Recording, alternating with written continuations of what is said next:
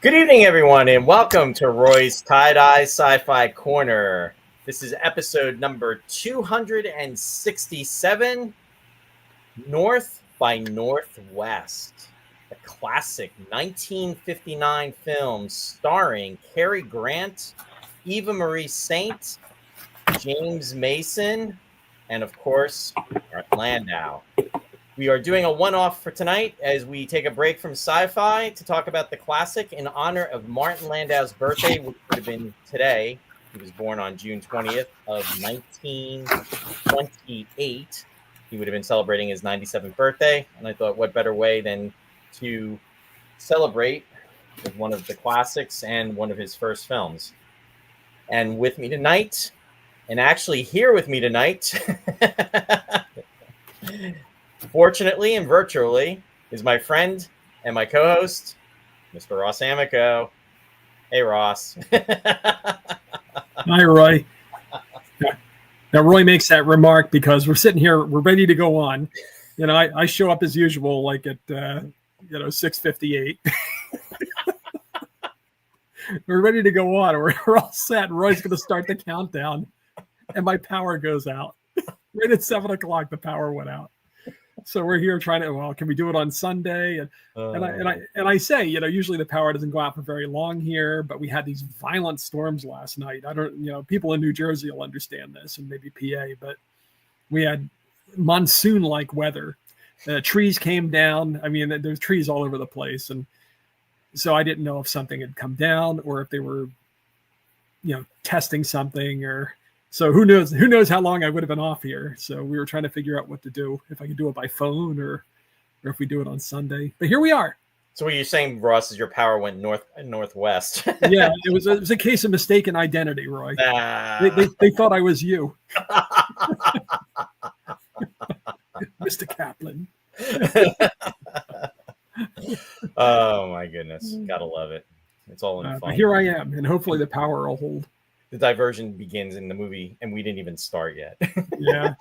But as soon as I get tired of it, I'm going to just shut down and just say, oh, the power went out. That gives about 6 minutes. Anyway, with that said, I want to say hi to the folks that are out there. So joining us, I see Bill is out there. Hey, Bill, thank you for joining us. Good to see you out there. Lou is joining us. Welcome, Lou. Lou's joining us from Rhode Island. And I see May is joining us from Canada. Welcome, May. And Bill's saying one of my favorite movies of all time. Yeah, it's mine too. Yeah, it's awesome. I see Sue's joining us from Massachusetts. Welcome. She's saying, Ross, are you looking at flies? Oh, I'm looking up because there's a light here that's just about off. It's just kind of. I don't know if it's from the power going out. I'll go mess with it. Well, you're. This is a prelude of what you would have had anyway, folks. Yeah, so. That's why it's dark though. There's a light out there that wants to go out. It's one of those overhead deals. Yeah, I gotcha. Sherry, I don't know what Sherry's saying, but Sherry's here and she's downstairs, and I'm not sure what that is. But hi, hon. And Bill saying New York metro area was bad too. Oh. Yeah, hopefully you're doing okay too, Bill. And Sherry saying, hey, guys, glad you made it, Ross. Thanks. Good excuse, Ross. Lots of laughs. Yeah, I'm here. Hey, the power going out on this show? I've never heard such a thing. That's a first. in There 100. you go.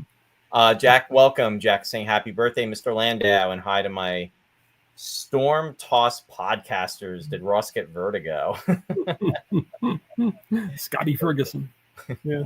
And Sue saying, oh, sure, you're seeing things, aren't you? Lots of laughs. Yeah. Uh, Yeah, we know how that goes. So, I have to have a drink. yeah.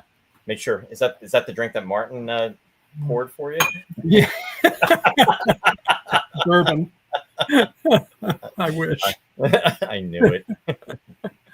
Anyway, so yeah, in regards to Martin Landau, I thought we would do this and it would be nice. So I'm just gonna put that up right out of the gate.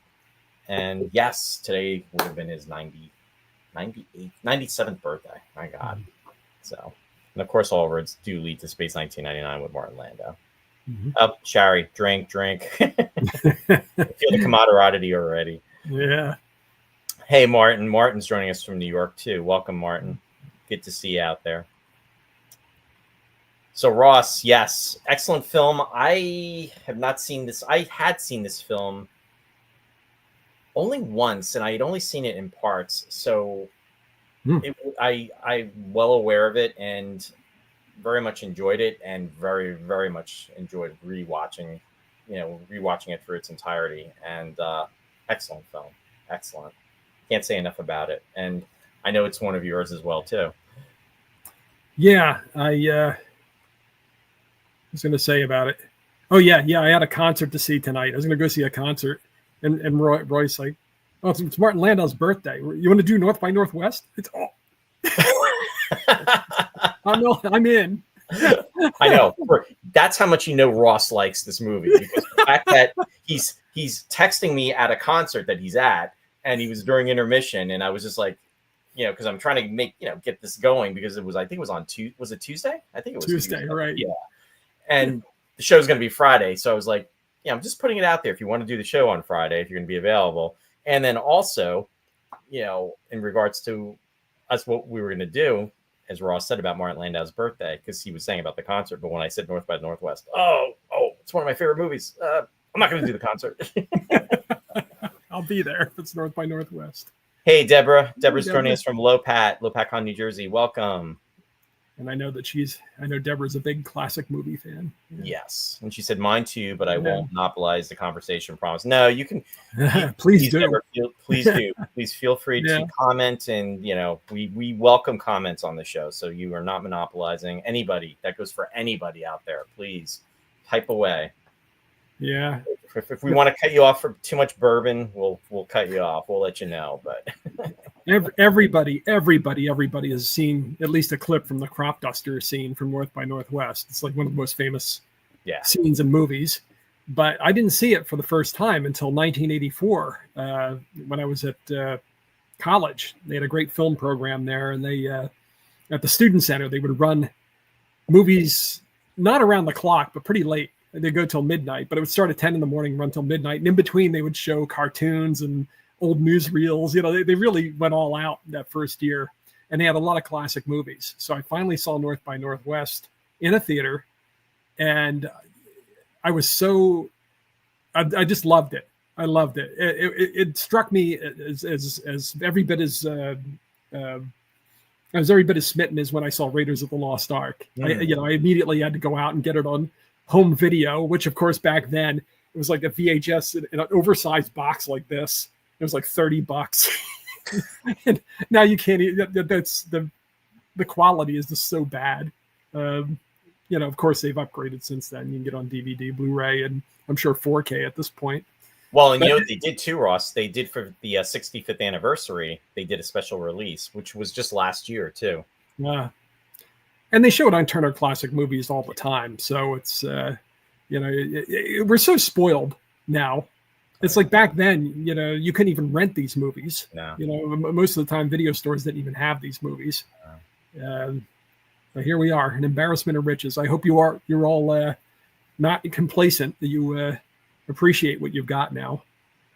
Well, and to your point, I mean, it was so hard. I mean, you were dependent upon what the television, the network, or not even the network with these movies, it's the older movies, but what the syndicated stations were going to show. I mean, something like this, before Turner Classic. I mean, you would be looking for, I think, Channel 5 out of New York, maybe Channel 9 out of New York. What was it? The 4:30? Do you remember the 4:30 movie back in the day? Wasn't the $1 million movie? It was the $1 million movie, but I think it was on Channel 9. The 4:30 movie was on ABC, if I remember correctly. Okay. But that's where maybe you would be fortunate enough to catch one of these films. But otherwise, to your point, I mean, it's not like now. It's like, oh, what do I really want to watch North by Northwest because I want to prepare for the show. Oh, yeah. Let me check Amazon Prime. Let me see if I can get it there. You know what I mean? It's like, or you could go to one of the other 1,000 streaming services that are out there just to try to pick it up. I remember in the 80s, there were a handful of films that Hitchcock suppressed. These things weren't available to the public, and they finally released them into theaters. And I did see some of them. I don't think North by Northwest was one that was suppressed. There was Rope, I remember. The remake of The Man Who Knew Too Much. I did see that at the 19th Street Theater in Allentown, actually. Wow. Was Vertigo one of them? Can it be? Anyway, there were like a number of them you just couldn't see. Never mind the fact that there was no home video. You just couldn't see them at all. And then they put them out in theaters again. There was a big resurgence of interest in these Hitchcock movies. There were 5 of them, I remember. Right. In any case, it was before I saw this in '84, and I've seen it many times since. Yeah. I must see it every year. It's at a point I probably saw it more than once a year. When I had TCM on around the clock, there was about 10 years when TCM was just welded on my TV set, and it was just on around the clock. It's an ongoing loop. Yeah. I just want to say real quick, hi to Randy Lee. He said he can't join Summerfesting. He's at a Who tribute band, but thanks for posting, Randy. Enjoy. And I want to say hi to Nick McCarty, who's joining us. Welcome, Nick. Nick is joining us from the UK. Great to see you out there. Shari said, I was excited because I thought there was going to be a shower scene, and then he just was running it. Lots of laughs. Yeah. Well, it's a good shower scene in Psycho. There you go. Sue is saying, Roy, speaking of Mr. Landau, I've been watching a lot of the original Twilight Zone episodes, and Martin Landau was in 2 of the classics. Yep, Mr. Denton on Doomsday Season 1 in the Jeopardy Room. Jeopardy Room actually happens to be one of my favorites too, Sue. But yes, thank you for sharing that. Shari said, and the song he was whistling in his supposed shower scene was, good trivia question for folks out there. Oh, I know what it was too. I just wasn't paying attention, but I knew what it was because Sue's saying enjoy Summerfesting. Bill is saying, I was spoiled being from Long Island, tons of broadcast stations, and they played it. Yeah. New York area. I remember I used to have to stay up with the New York stations. I was always staying up till 2:00 to tape the Seahawk and the Marx Brothers Coconuts, everything. Oh, and Great Expectations, the David Lean movie. Anytime I wanted to tape anything, it was always out of New York at 2 a.m. And I never set the timer because I'd stay up and I'd cut out the commercials and stuff. I was so fussy with that too. I know. Now that's what would make it valuable, because these movies are available now, and we get the nostalgia rush when we see the old commercials. Absolutely. The irony. Yeah, because talking about Martin Landau, so I'll connect with that. I had a Space 1999 episode, which you had taped for me, Ross, back in like 1983 or 4. Yeah. Because my VCR wasn't working and you had the timer on. In fact, it was the Full Circle. I remember the episode. And it had the commercials. And I sent a copy of that tape to The Hague because he's a collector of those. Oh. He loves the commercials of the time. It's nice to know I had an influence. Yeah. Yeah. There you go.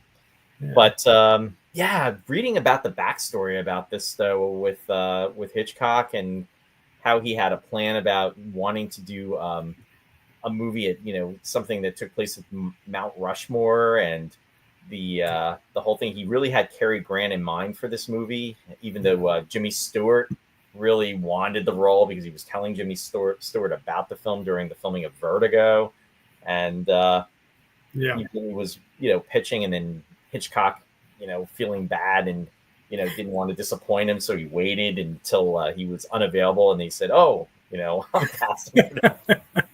well, casting for this movie that I know you're not going to be able to go out for. You're already filming a movie that's taking place at the same exact time. And then the studio wanted Gregory. They wanted Gregory Peck. Yeah. And it's just it's so cool to hear about all the.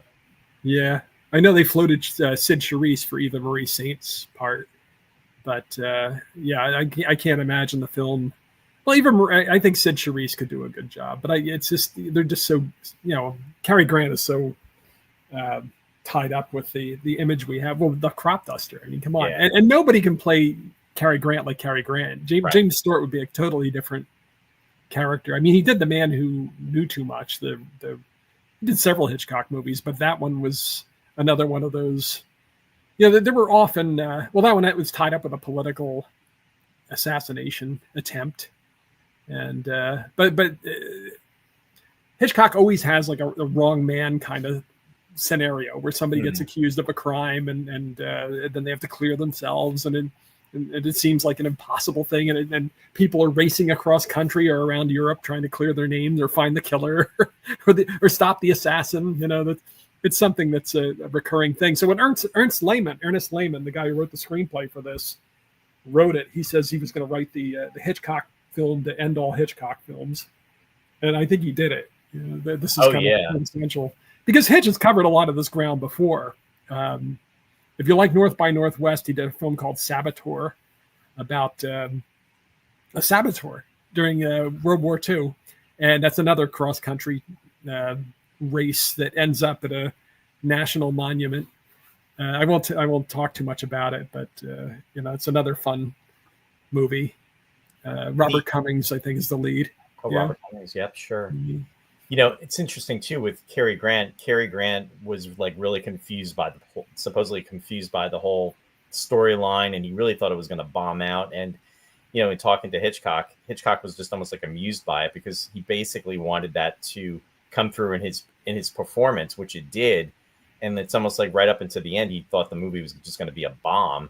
And when you think about how successful it was and how it's been accredited as being one of the best movies of all time, and has been, saved and registered and everything, it's pretty amazing. So the fact that he was part of something so big and so successful. Yeah. Well, it's like Sean Connery not understanding Gandalf, turning down Gandalf because he couldn't understand Lord of the Rings. and so he did League of Extraordinary Gentlemen. And we know how that wound up. But Cary Grant was one of the biggest actors ever, one of the best loved actors, one of the actors most identified with classic Hollywood. He was only 55 when he made this. I know. And that was the other thing too. Like with Jimmy Stewart, Hitchcock was quoted as saying that people would think that, Jimmy Stewart would have been too old for the role, looking too old. And here, Cary Grant was like 4 years older than Jimmy Stewart.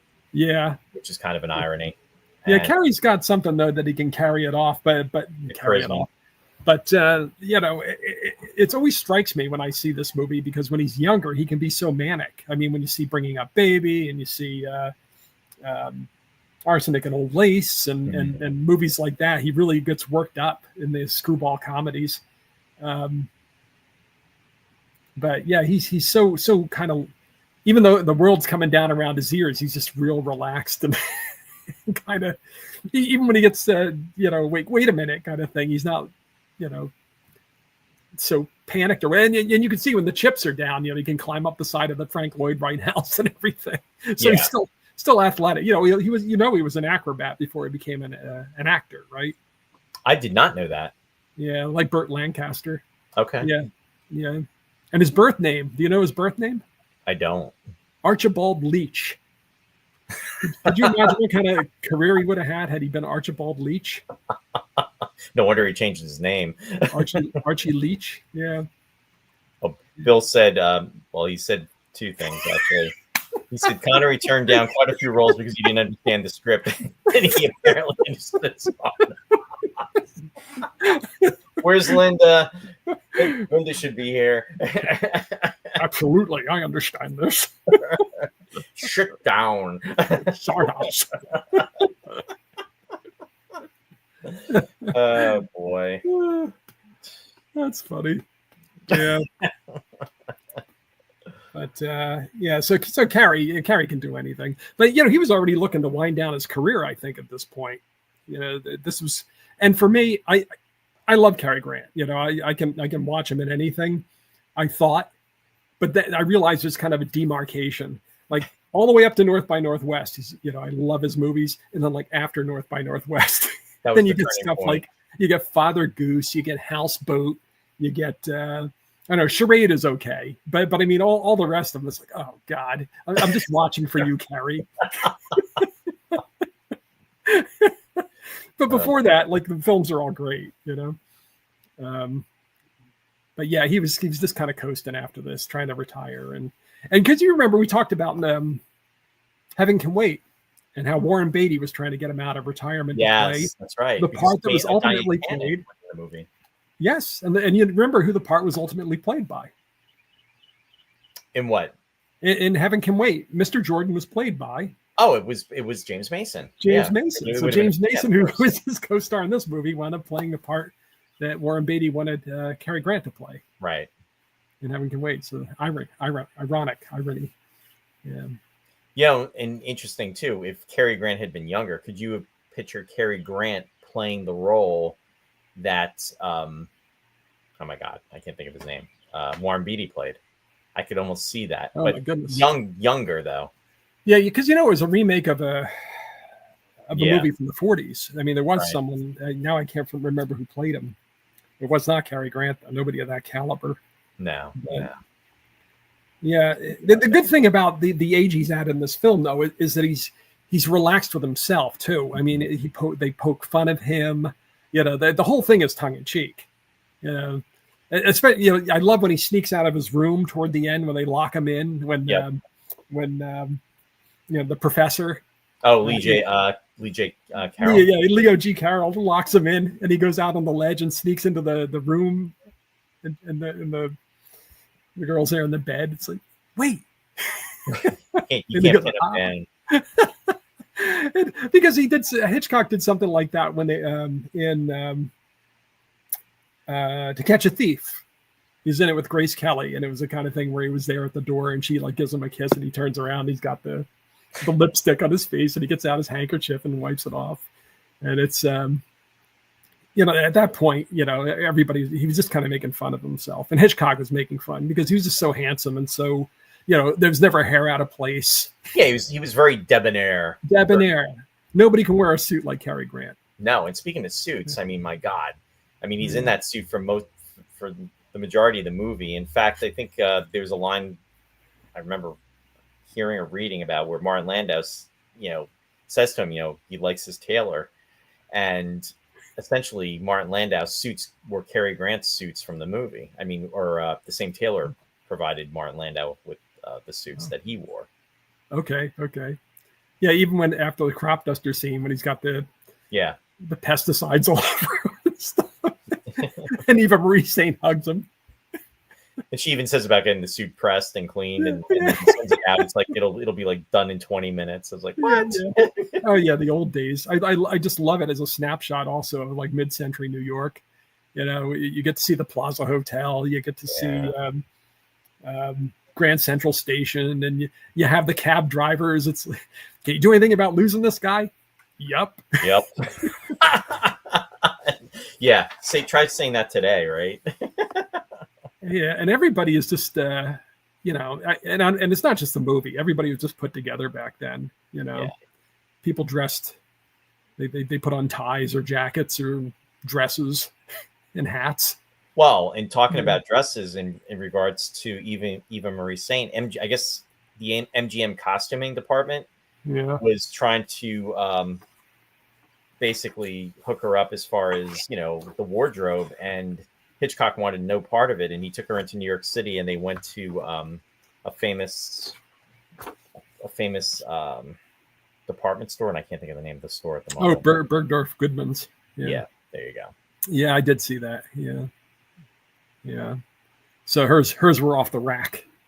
Yeah, exactly. She's still alive, She is 100 years old, and she is one of the oldest, if not the oldest, recipients of an Academy Award back in the golden age of movies. Oh, did she win? She. Or are we thinking about Gloria? What's her name? Who was in Titanic? Gloria Holden?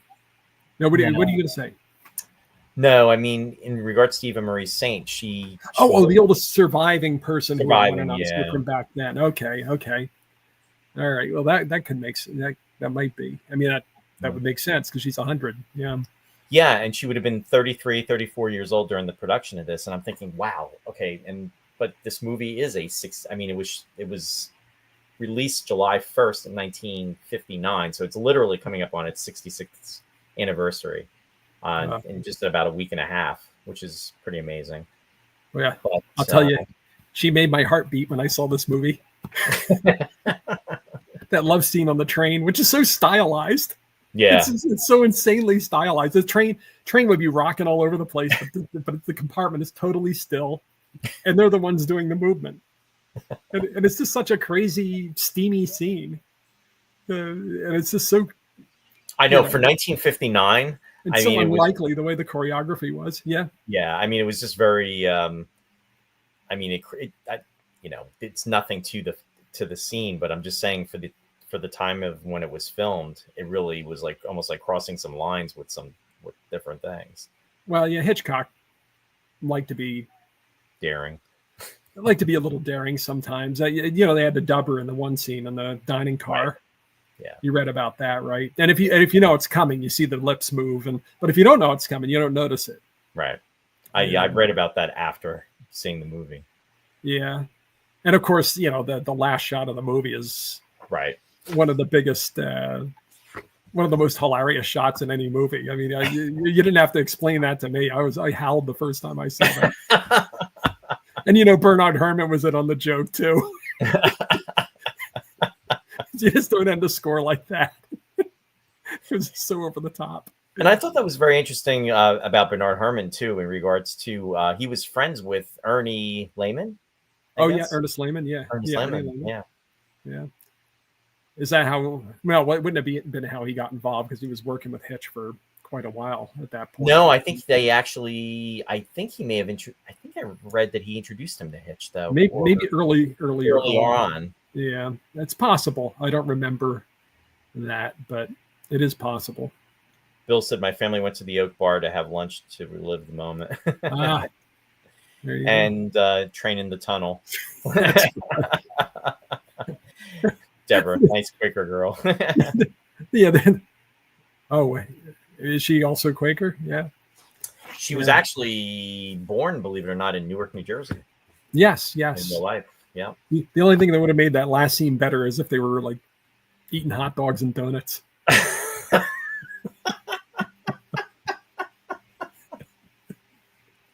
Ross is hitting the new low.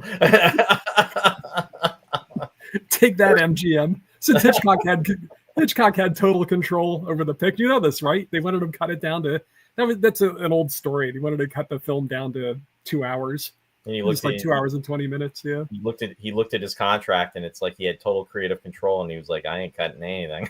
Yeah, and he didn't know it. Apparently, his agent or whatever had negotiated it, and it's like, oh, that's great. We don't have to cut any of this stuff out. One scene that didn't make it into the movie was. Because there was a gradual movement from New York out to, Mount Rushmore. It was going to go beyond that originally. They wanted to go out to Alaska. So they were going to stop all along the way for these different set pieces with Mount Rushmore. And at a point, they're going to be in Detroit because Hitchcock was fascinated. I don't know if you read about this, fascinated with the assembly lines at the automobile manufacturing plants. Michigan. Yeah, in Dearborn, Michigan. Yeah. So he wanted to do a scene where from the beginning you saw the car being assembled, and by the end it gets to the end of the conveyor belt and the car is complete. And the whole while the car would be in the background, but at the end of the scene, somebody would open the door to drive it off the lot or drive it out of the factory, and a body would fall out. Which is a great idea, but they didn't have any reason to do it. Yeah. So he kind of like put it in the back of his head and never wound up using it in another film though. That would have been kind of cool though. Yeah, would have been a good scene. But the whole genesis of it, he wanted the Mount Rushmore scene. Yeah. And I think that's really what this film is really remembered for. I mean, this film is remembered for a lot of things, but I think one of the points that does stand out and is something that's very relevant is the Mount Rushmore scene. I mean, you just think of that, and I think actually that was I'm trying to think. I was going to say if that was. I'm really trying. I can't remember the first time I saw this film. Like I said, I saw parts of it, but it was such a long time ago, and it must have been on it definitely was not in the movie theater. So I'm envious that you got to see this in the movies. That's back in the 80s. My God, you said 1984 you saw it, and it was in Philadelphia, right? You said yeah. They show it. I'm lucky with the theater we have here in town. They show classic movies. They might be showing it this summer. I'm not have to look at the schedule, but they show it here sometimes. But the crazy thing is, though, we're talking about, it was never on, and this old movie and whatever. It wasn't that long ago. It's another one of those things now as we get older and look back. It was released in 1959. Yeah. I mean, 20 years later was what, 1941, Steven Spielberg. 1940. Star Wars was 77, Jaws was 75. I mean, I know. I mean, it's still a new movie. I mean, think about now. Go back. I don't know. Say Star Wars. Okay, the movie came out in 59. Star Wars was 77. So we're talking 18 years. 18 years. So pick a movie from 18 years ago. It's like nothing. No time at all. No. So for an adult, that would seem like, it wasn't that long ago. No, I was talking to my stepfather about this because I can't get over the fact that he saw Ben-Hur in the theater. and at the time I was talking to him about it, of course, it wasn't that long ago. But to me, it was the same year as this movie, in fact, Ben-Hur. Yes. In fact, I think Ben-Hur took an Academy Award away from this film, if I remember correctly, right? Yeah, Ben-Hur basically took everybody's Academy Awards. He was the champ, the Oscar champ. Yeah. Bill said one of the thugs that kidnaps Grant is the Federation president in Star Trek 4. Oh, there you go. There's a Star Trek connection. Yeah. In fact, speaking of Star Trek connections, the other one that I picked up on is in regards to all roads leading to Star Trek is Ken Lynch, who played the police officer, and he was in the episode Devil's. I was gonna say Devil's Planet. Oh my goodness. Whatchamacallit? My goodness. Episode number 26, Devil in the Dark. There we go. Oh, okay. With the was Gimple Gimple do the was that Sandy's thing there? That was it the is that the subterranean thing where it was digging out the mines? It got the Spock melds with it and what have you. Yes, the Horda. Yep. The Horda. Thank you. Yeah. Yep. That's the episode. Yeah. See, Yeah, I'm a real trekker, Roy. Yeah, I know all the lingo. Yeah, you got it, Mr. Vanderbilt. Yeah, he was the resident engineer. He was like the head engineer down on the planet. But anyway, Ken Lynch. He was a character actor. He did a lot of stuff. He was just a familiar face. But anyway, there you go. Was Sandy Gimple, or was she involved in that or not? Did she do something with the Horda? No, Sandy was involved in the episode The Man Trap with the salt vampire. Right. I remember that. And she was also one of the Telosians that was in the cage. Right. So why am I thinking about with the Horda? Wasn't there somebody that worked the Horda or something? The Horda was Janice Perkas. I'm going to butcher the name, as I always do. Perkaska. Yeah. And Janice Perkaska did a lot of different type of creatures. If you remember the Mugatu, it was like the white ape in right, of course, Little War. Yeah, with the horn. Yes, exactly. Yeah, I don't know. I'm having a Mandela thing or something. I don't know. I'm mixing stuff up. But anyway, Deborah just said 50 years ago today, Jaws, not to digress. Oh, today it is. Yeah, that's so crazy. Well, this isn't going to impress anybody.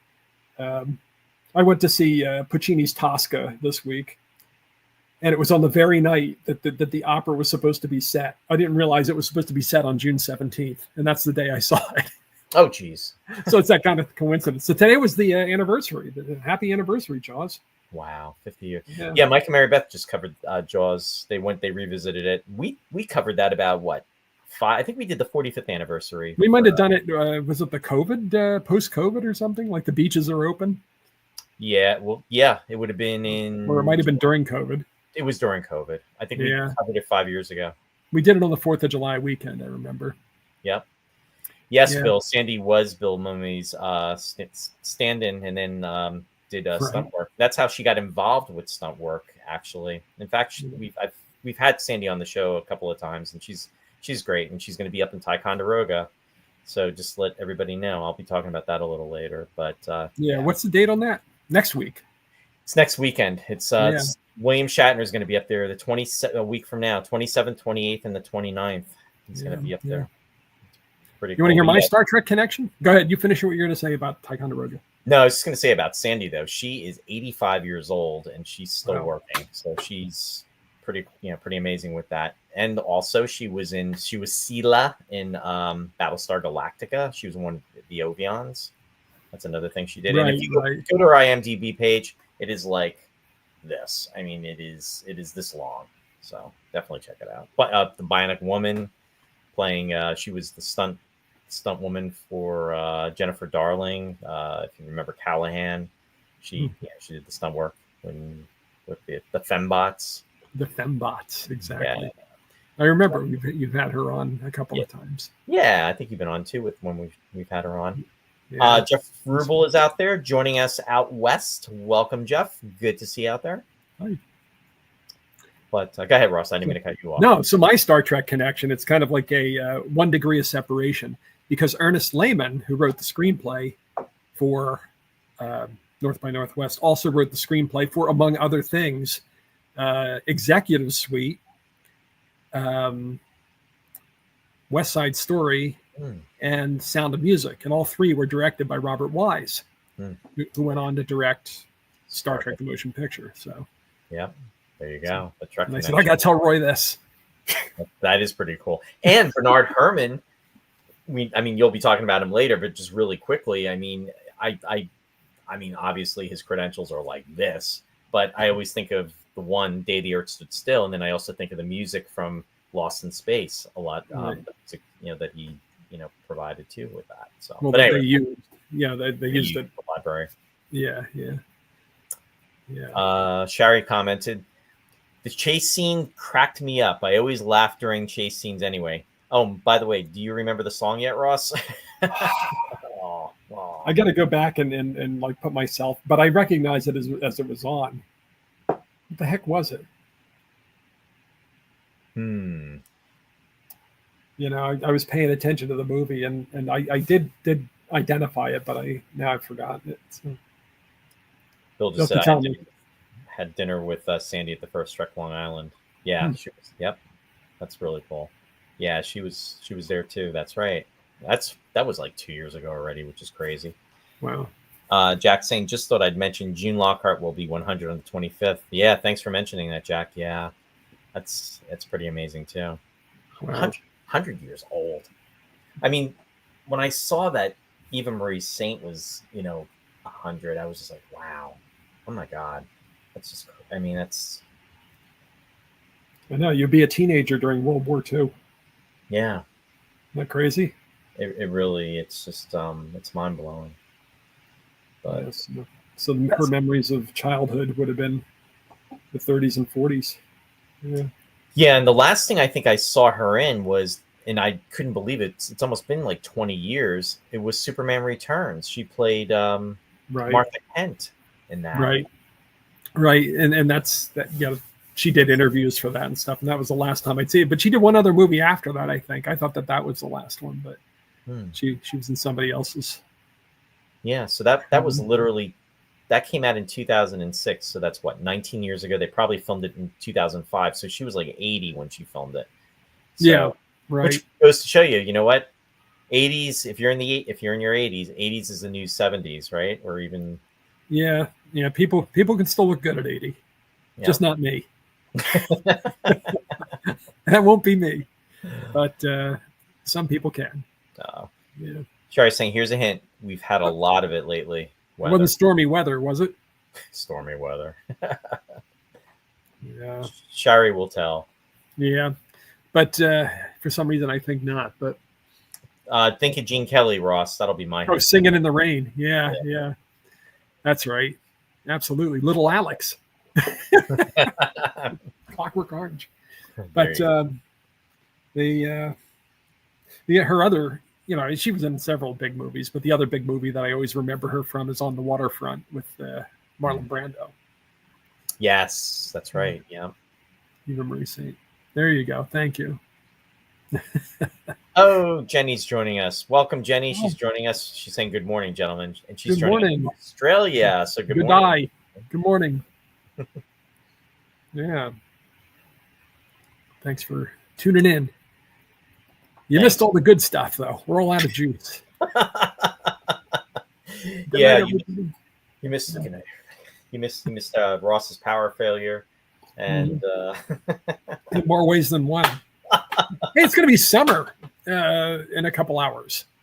That's right. Today, 10:24 or something. I don't know. That's right. Tonight. Today is literally the first day of summer, but the first full day of summer will be tomorrow.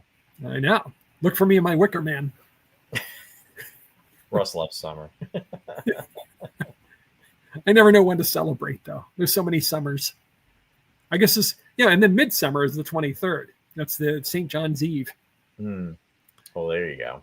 That's when the demon comes out on the mountain in Fantasia. Except, what's his name? Deems Taylor, the guy who narrates the movie, says it's Walpurgis Night, but it's not. He's wrong. Well. Take that, Deems Taylor. Tomorrow, I'm really digressing, but got to give a shout out to Deb Jacoby. It's her birthday tomorrow. Oh. Happy birthday. Happy birthday. Yeah, and Jenny's saying winter solstice here. Wow. The winter solstice. Yeah, because they're in the southern hemisphere. Yep. Yeah. Wow. Jenny, what are the temperatures like there right now? Just out of curiosity.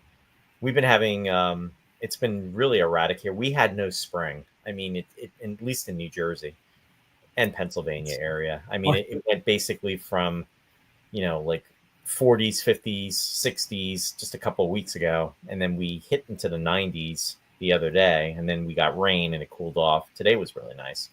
Yeah, surprisingly nice today. And then it's going to be warming up into the 90s next week. It's going to be 100 on Monday here. Is it really 101 on Tuesday? Like the Dalmatians. Yeah. 100. Yeah. Right. Wow. I don't think it's going to be that hot here, Ross. Really? I could be wrong, but I didn't see anything about 100. I must be closer to the Earth's core. There you go. we are digressing immensely right now. We're digressing a little bit. But yeah, this movie, right out of the box, it's one of the best openings because the music starts with the roar of the MGM lion, and you get Bernard Herrmann with the all the percussion going already, and it goes into that fandango that's the main title that follows Cary Grant through every chase and every set piece in the movie. But what about it fades in on the and you have the intersecting lines, and the titles going up and down. I loved it. I thought it was really cool, and that was something that really was ingenious, especially for that time. And hopefully I'm pronouncing his name correctly. Saul Bass. Yes, Saul Bass. Yeah, Saul Bass.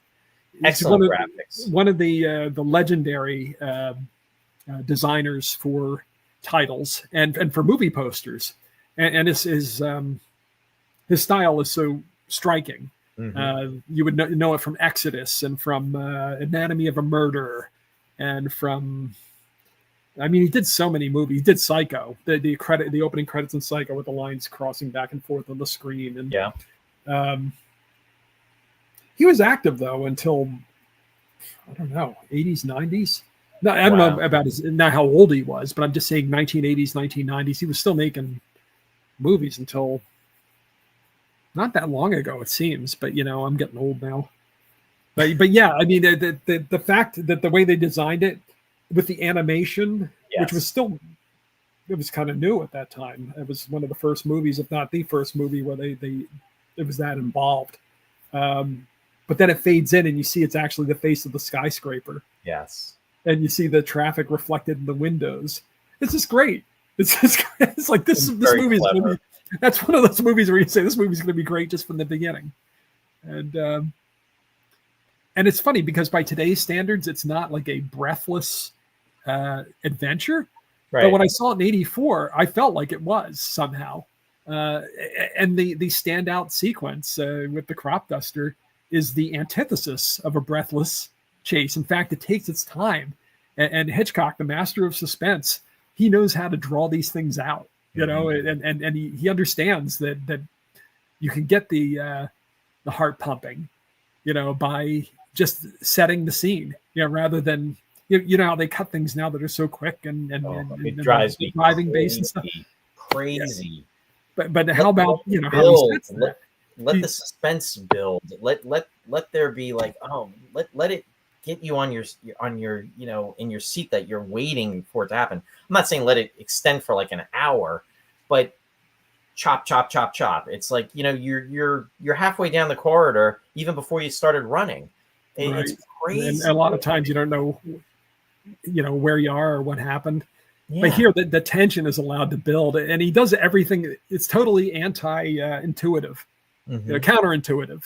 You know, he sends them out in the middle of the country. Yeah, you can see as far to the horizon, so vast, every direction, and the camera keeps pulling out further and further. And there's no music, and it's broad daylight. There's no place to, you know, anything can hide. Yeah, and yet he puts together this masterful. You know, sequence that everybody remembers. Seeing that like that, you would think, okay, what's going to happen? You're the build up to that. It's like, what could it be? But what it turns out to be, and it's almost, I'll use the word iconic. I mean, even with them, if you go back to the movie poster, I mean, he's running. It's right. And a lot of the movie posters show the crop duster. I mean, and just that famous still with him running away from it. Yeah, kind of like Indiana Jones running from the boulder. You know, exactly. But it's and if you think about it, I mean, this movie has a lot of really weird, logical kind of leaps of faith. You have to suspend your disbelief a couple of times in this movie. Well, and that part of it is. That's just it. It's almost it makes it. It's kind of surreal. Yes, but Hitchcock is always surreal. Yeah, I agree. Yeah, but that's what makes it entertaining and makes it, I'll even say, fun. And there's comedic aspects in this. Oh, absolutely. Yeah. It's just well paced. It's been compared to a almost being a not compared to, but it's been. I don't even want to say accused, but it's been said to be almost like a first James Bond type of film because the different things that he experiences, the different chases, the espionage, and the polished villain. The polished villain, yes. I mean, it's just a cultured villain, yeah. And even with the plane, the crop duster, they said with that it was potentially an influence on the 1963 film, which it's my favorite film, From Russia with Love. With the James Bond films with the helicopter going down. Oh yeah. That's also a reference. And I don't know why, but even seeing it for the first time, it reminded me of Raiders of the Lost Ark, even though it's more of an urban film, crop duster accepted, and Mount Rushmore. I guess there are a lot of places that weren't an urban setting, but New York and Chicago are urban. And you know, Cary Grant's trying to clear his name rather than although he tries to get the microfilm, you know, he tries to. And what's interesting, bringing up about the microfilm too, it's a focal. It's actually what's driving the movie, but they don't really focus on that, which is it's kind of brilliant in its own way because it's not like, you know, a lot of times, you know, we got to find out where the microfilm is. We have to find out, you know, what they're smuggling. It's not about that. It's really about the mistaking identity that's driving it from the very beginning, and him trying to get to the bottom of, you know, who these people are. And then when he's trying to call them out on it, it's like this big masquerade.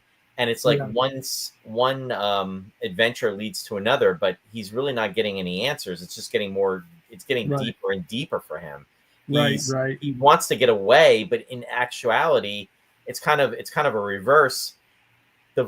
He's probing, and the more he probes, the further he's not getting away. It's just it's like pulling him in deeper and deeper, and it's just laying the foundation.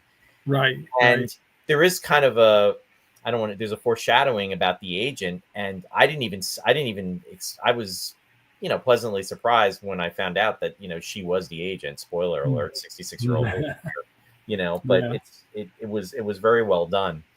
Go ahead. It's characteristic. I mean, the one thing is the wrong man, and trying to clear the name and whatever. But the other thing is, you've heard the term the MacGuffin. It gets used all the time in movies, and that was the MacGuffin, was the film, the microfilm. Yeah. It's something to build the film around, but it really doesn't. A lot of times in his movies, the MacGuffin means even less. Yeah. At least we know what this is supposed to be. But usually it's just an excuse to build all the tension and adventure. And I think that's kind of brilliant, because it wasn't the main focus. I mean, it was the catalyst that was driving causing all of this. Right. But the focus was not on it. It wasn't.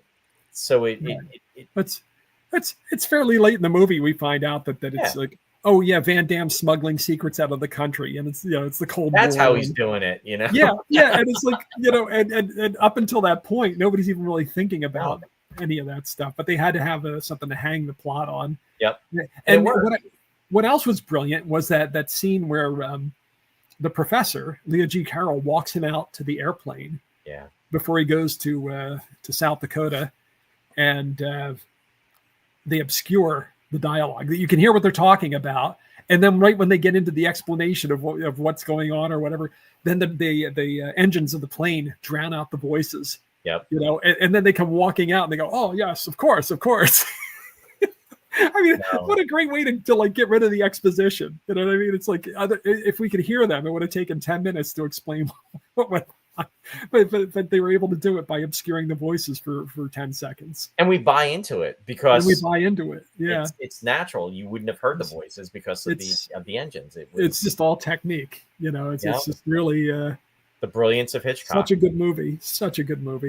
I want to catch up on a couple of the comments here, and then we'll move ahead. Because I was asking Jenny what the weather was, and she said in Australia it's a bit chilly, even in the tropics, 15 degrees Celsius right now. And Sue commented and said it's forecast to be 97 Monday and 102 on Tuesday in the Boston area. Deborah was asking you, Ross, and for a side note, did you know today is National Radio Day? I saw that on my it popped up on my computer. Yeah, no, I didn't know. I mean, I did know, but I didn't know until I had seen that. So, yeah, thanks. Bill's asking, more importantly, will the heat wave hit Ticonderoga hard at the end of next week? That's a good question. Let's see. Shower, yeah, it's going to be raining too. So the temps aren't bad. Yeah. Temps aren't bad. It could change by then. Bill said, do you think Leo G. Carroll got Man from Uncle? Yeah, I would think so. And he actually did a lot of movies with Hitchcock, too. I think he did about, was it 6, I think? Yeah. He's always in the Hitchcock movies. 6 doesn't seem like a lot when you think about it, when Hitchcock made 50-some movies. Right. But it's a lot. It is a lot. But he's always popping up in the Hitchcock. He was in movies since the 30s. He was in Wuthering Heights with Olivier and Merle Oberon. He was one of the caretakers there at Wuthering Heights. But and of course, then he was also in the TV series Topper. Remember in the 60s? Yep, I remember. I didn't watch it, but I remember being. I remember the title of the show. Yeah, and of course, Man from Uncle. Yeah. Man from Uncle. That's what I knew him from. The famous drink. Here's the bourbon. I know. That again, it's just so humorously filmed.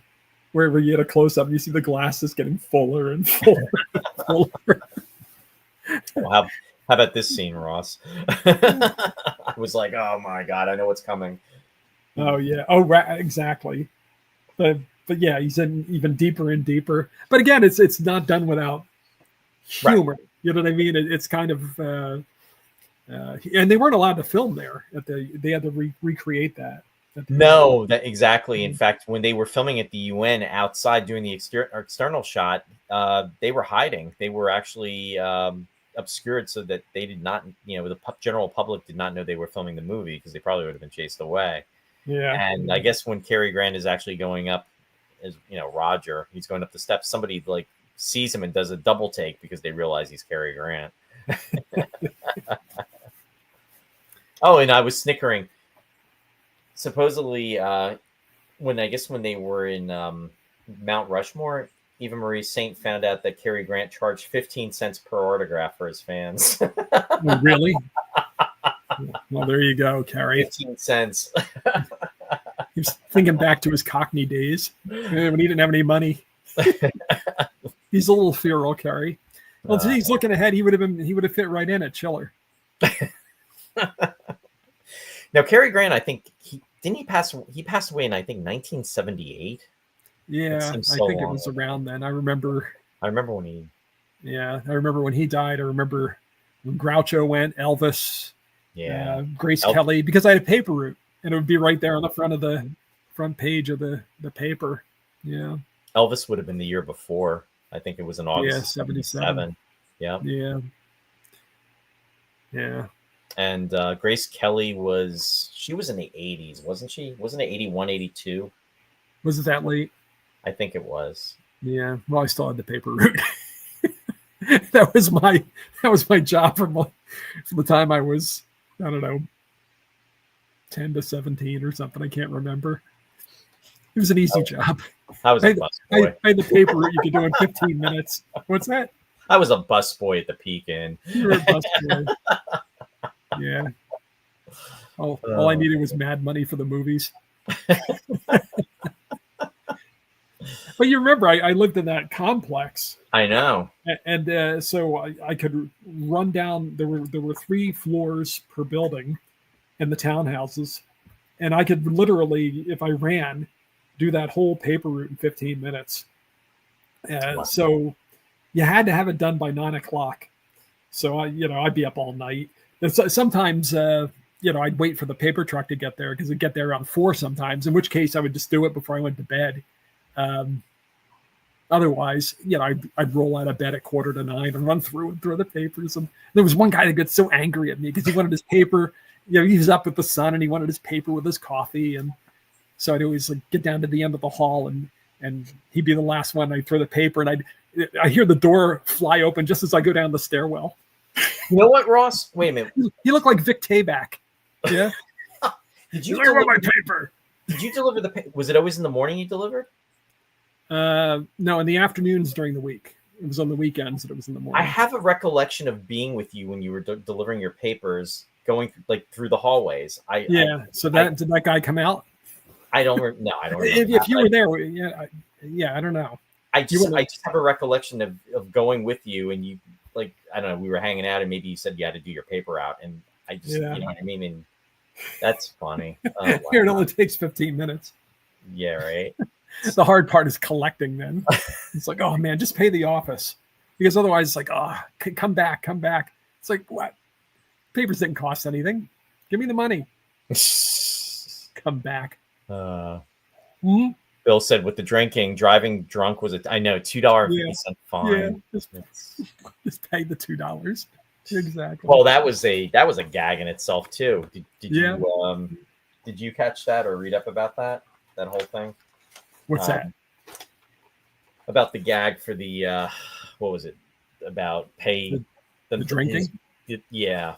Was there something off behind the scenes that I didn't get? Did somebody get pulled over for drinking? No. It was during the oh my goodness, where is it? Oh my god. What I'm trying not to do and I'm doing it's really annoying me. We'll come back to it. I can't remember. You remember his lawyer, right? Yes. Yeah, that was Edward Platt from Get Smart. I thought that was pretty cool. Yeah, soon to be in Get Smart. There was a few familiar faces. In fact, the other familiar face actually I caught the name in the credits was Robert Shane, and he played Detective Henderson back in The Adventures of Superman. And he had a small, I guess I'll say, part where he was when they were eating, and they were I guess at the in the restaurant, but he was there, and I thought, oh wow, because I recognized the name, and I went to it and I checked it out. Wow. Yeah. Did you see Les Tremayne was the auctioneer? Les Tremayne, was the auctioneer from War of the Worlds, and then also he was mentor with Billy Batson for everybody that remembers Shazam. I recognized the voice before I recognized him. I was like, wait a minute, that sounds like him, and then sure enough, I was pleasantly surprised. Yeah. Shazam. Yeah, there were a number of touches in there that just kept it light. They get him liquored up and they send him out in the car, thinking that they could have him go off the ledge into the down the cliff into the ocean and get rid of him that way. But the car kind of gets stuck on the ledge and he hangs over and he looks and he's like, whoa. Kind of a wink at the camera. It's the kind of thing Harrison Ford would do sometimes, Speaking of winks at the camera, how about Hitchcock's his cameo? Yes, right at the beginning. He often tried to do it. They didn't always do it, but at a point, he started doing them right at the beginning of the movie because people would be watching for him rather than getting involved in the films. But yes, right at the end of the credits, he rushes up to the bus just as the door closes and the bus drives off. I thought that was good. Yeah, it was fun. The film was filmed with was it kinetic?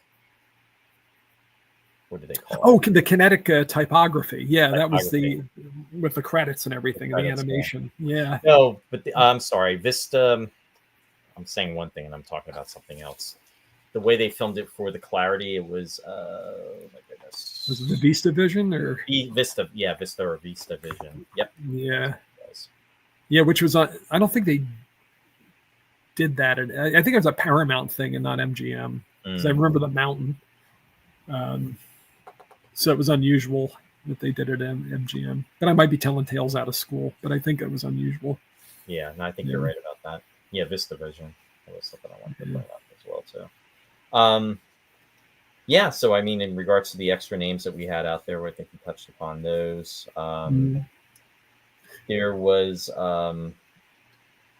did you know that there was a stage play of this? No. North by Northwest.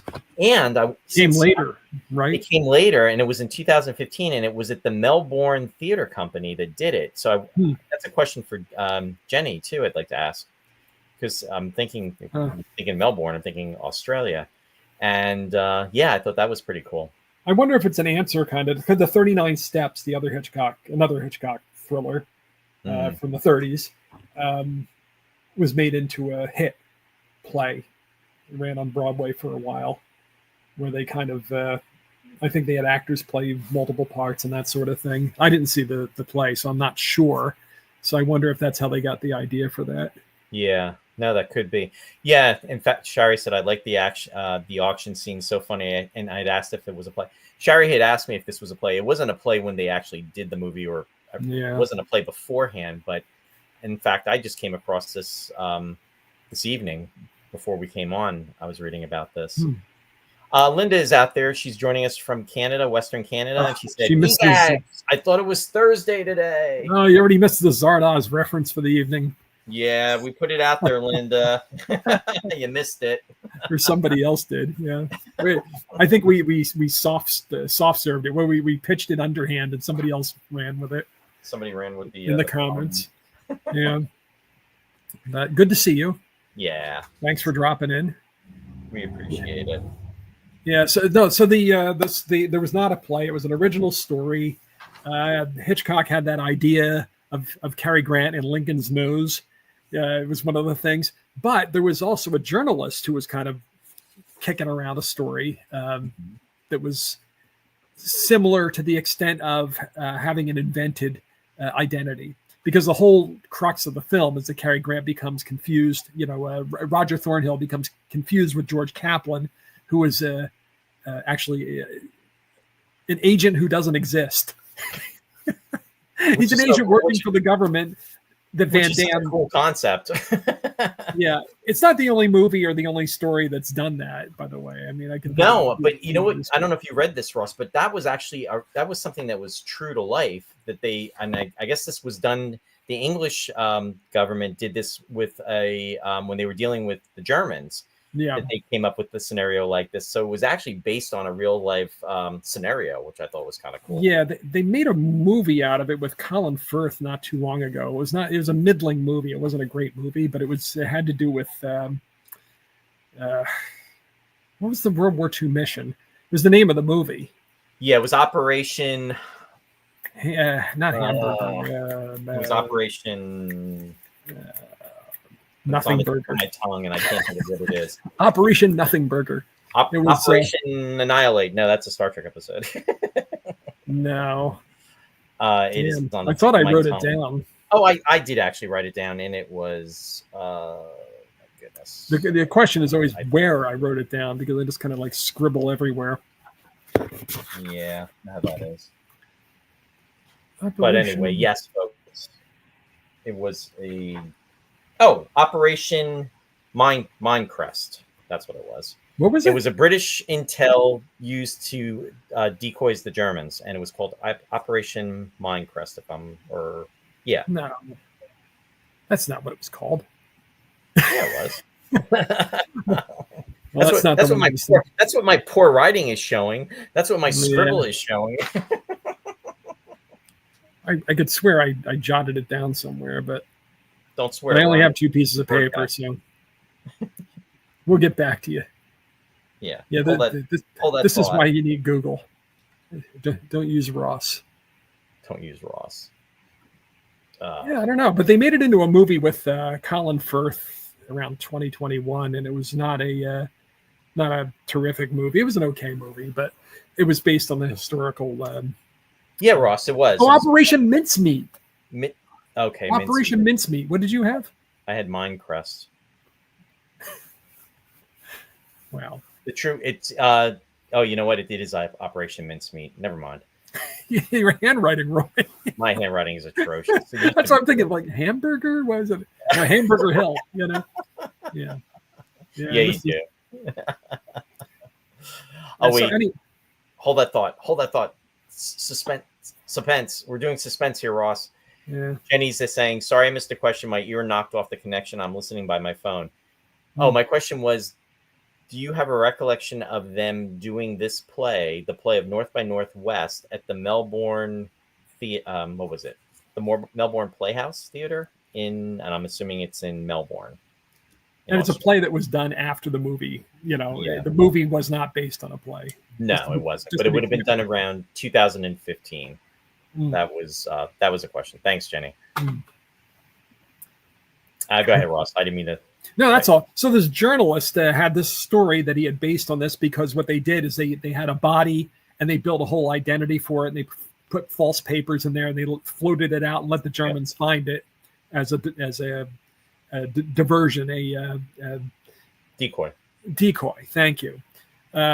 So that was kind of the crux of the story. Yeah. And Hitchcock liked what this guy was saying. He says, "I'm never going to do anything with this. If you want the story, you can do it." So Hitchcock gave him $10,000 for the idea, which is a lot of money anyway. It was a lot of money back then, especially back then. That's a lot. Yeah, it's a lot of money now. There's a lot of money back then, and so he and Ernest Lehman kind of hammered out the plot of the film, and we did talk about how there were sequences that never wound up. It was supposed to go to wind up in Alaska.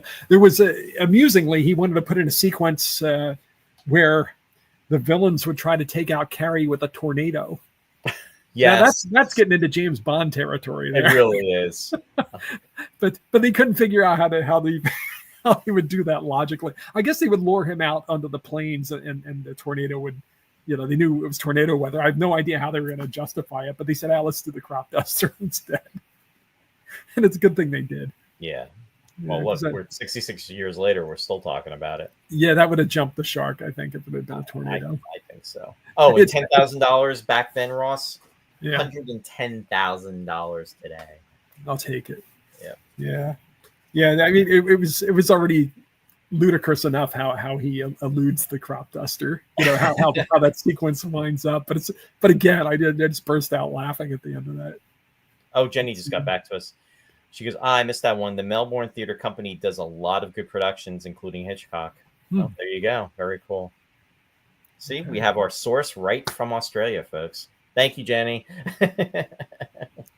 Spanning the globe to bring you the constant variety of entertainment. There you go. The thrill of movies and the agony of Roy's tie-dye. Hey. The agony of the shout-outs.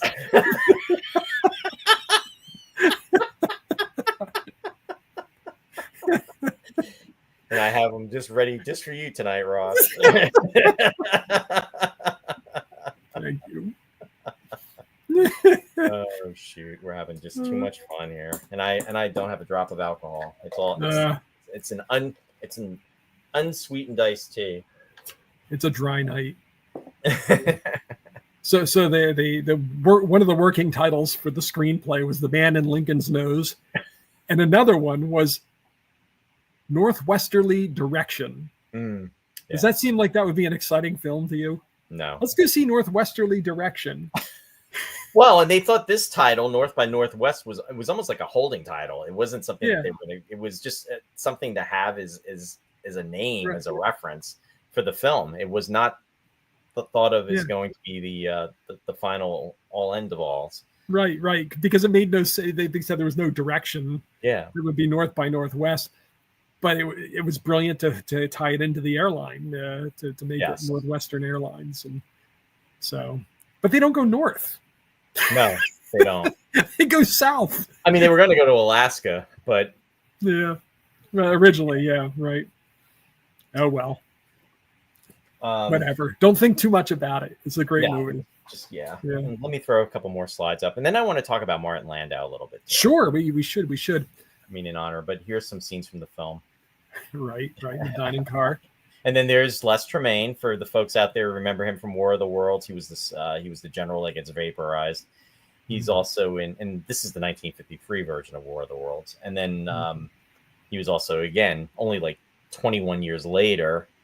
Actually, no, what am I saying? This was 58, 59. It was shot 15 years later, like Ross was saying earlier, that he did Mentor on Shazam. Saturday. I can't get over how early in the 70s those Saturday morning shows were. I always, in my mind, they're always like 77 or whatever, but no. Well, they were. You're absolutely right. They were, but they start, like, Shazam was in 74, ISIS was 75, Arc 2 was 76, the Space Academy was 77, Jason a Star Command, where they did the first season, was 78, and then they did the second season was 79. So to your point, it did encompass that time frame, but it's just it started somewhat earlier.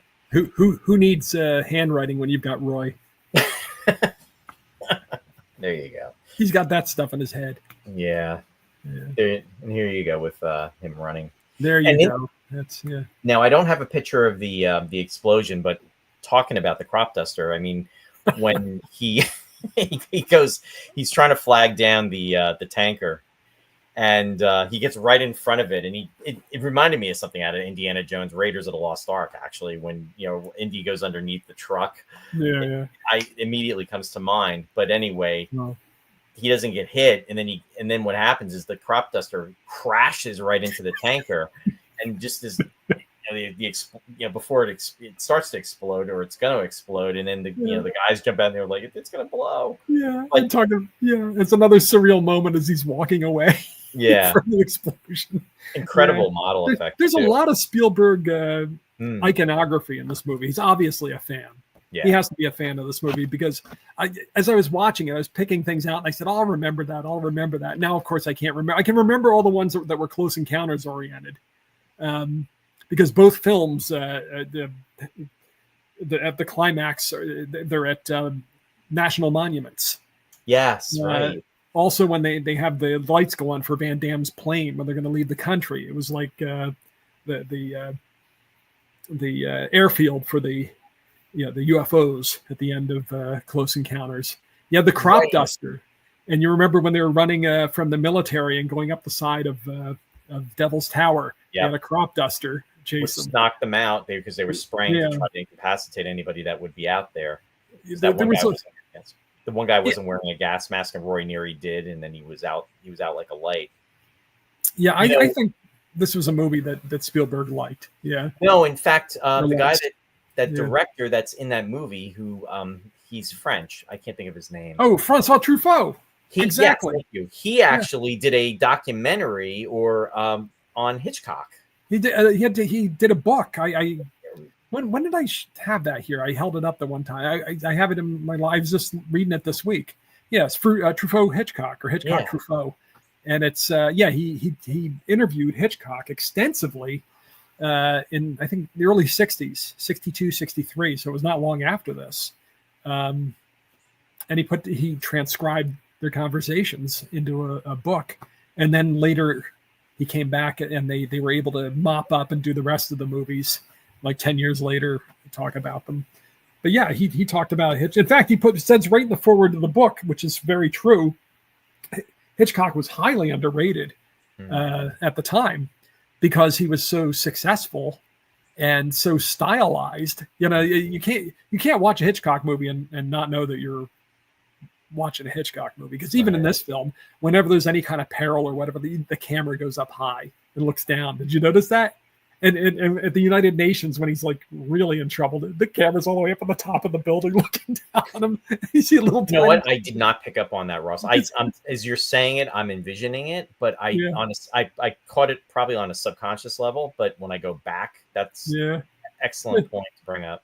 Yeah, when they say this is a matter that's best disposed of from a very great height over water, and the camera goes up. Yeah.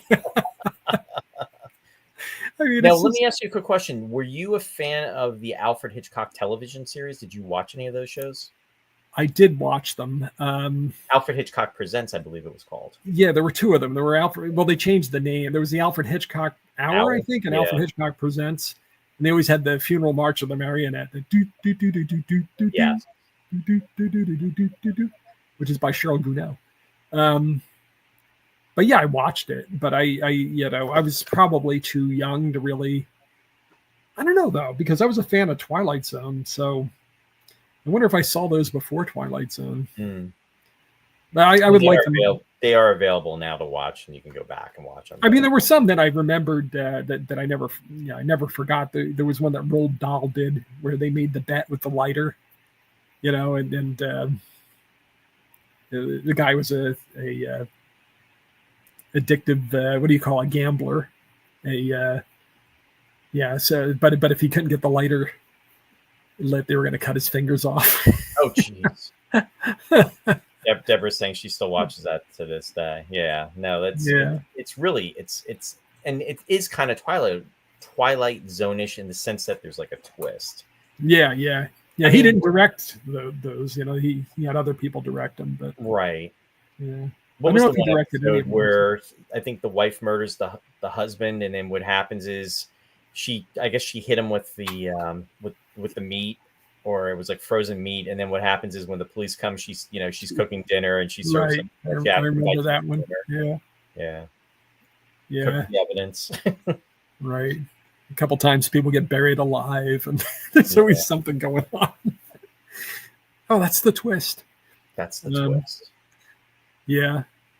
But and also the house at the end really looked like a Frank Lloyd Wright house, but it really wasn't a Frank Lloyd Wright house. I thought they found one and filmed in it, but they actually built it to resemble that because there is no Frank Lloyd Wright house at the top of Mount Rushmore. Apparently. Isn't that funny? They leave the property and then all of a sudden it's like, oh look, we're on Mount Rushmore.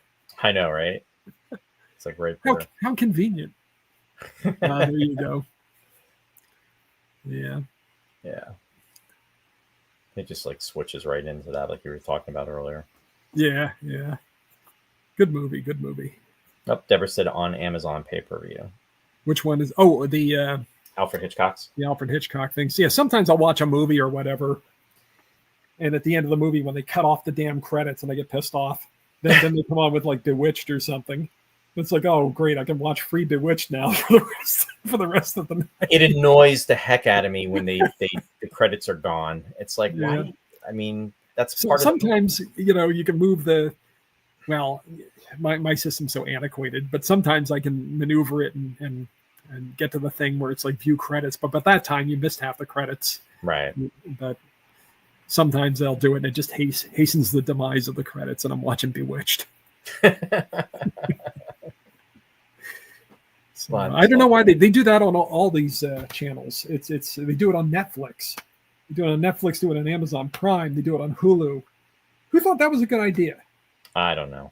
It really annoys, and I've talked about this before, even with the newer television shows. I mean, they've eliminated the that's more about opening themes and closing themes. It's just for airtime, and then some rocket scientists came up with it. Oh, you know what? We don't even have to have a jingle to identify with the show. We'll just put credits on over the dialogue, and that'll just cover it. So there is no, opening theme. I mean, think back if all the television shows that we've watched, and can you imagine if they did not have an opening theme or a closing theme? It makes no sense to me. It's like writing crappy film scores and then not having a soundtrack album. Or just having pop songs on a CD, or people don't buy CDs anymore, just me. But back when they had albums, and it's like, oh, look, they've got covers of all of these songs that were used in the movie, or not even covers, they just licensed them, or maybe one or two of them were written for the movie. But it's like, why would you do that? That's like a whole revenue generating enterprise, but I guess maybe not anymore. I mean, think about all the albums John Williams sold with his soundtracks. Oh my God. Yeah. And people were buying soundtracks back then. Yeah. But now they don't care. But yeah, it takes me right out of the damn movie is the thing. I watch the movie, you get 20 seconds or whatever, it gets up through, starring, directed by, and then it just, starts counting down. And that just, in what line of business is it wise to totally infuriate your customers? I mean, other than politics. I mean, it's just so talking about counterintuitive. Bill saying no theme, no composer, and player to pay. Yeah. Deborah's saying Bill Mooney wrote in his book, "What a bizarre person Hitchcock was." You have his book, right, Roy? Mm-hmm. Yes, in fact, I do, Deborah. In fact, I don't know if you can see it, but it is right up there, and it's called The Full Mummy, and I do have it. And I do remember reading that. I didn't read his entire book, but reading the chapter about where he talks about Hitchcock, and pretty much it's interesting that you brought that up, Deborah, because I was actually thinking about this before the show, because he singles him out before a scene, and he pretty much scares the blank out of him, and it was almost like a nasty thing to do. Actually, no, you know what? I didn't read it in his book. I'm sorry, I'm wrong. I actually I saw him interviewed. If you go to YouTube, folks, and you want to check out really cool interviews, it's the is it the Museum of Motion Picture? There's different interviews that you can see that they do on there, and he actually tells the story about working for Hitchcock. So it's and the fact that it's in the book, I'm not surprised. But thanks for sharing that. Yeah. There are a lot of stories about him. Yeah, stepping on his foot. Yeah, I forgot. He's a genius at making movies, but yeah, I guess we all have our things. Yeah, right. But yeah, he did kind of psychologically torture people, and and I mean, he was a kid too. That's the child. But in regards to Martin Landau, though, this was really like his first film that he did. Certainly his first big film. Yeah. Big film. And he was he went to the Actors Studio, and he applied back in 1955. He was accepted. In fact, the other person that he was accepted with was, do you know who it was, Ross? Oh man, I knew this at some point. Who? Steve McQueen. Steve McQueen. Yeah, well, they were roommates, weren't they? I don't know if they were roommates. Oh, you know what? I'm mixing it up with Hoffman and Gene Hackman or something. You know, but yeah. They were. Yeah, they were at the Actors Studio.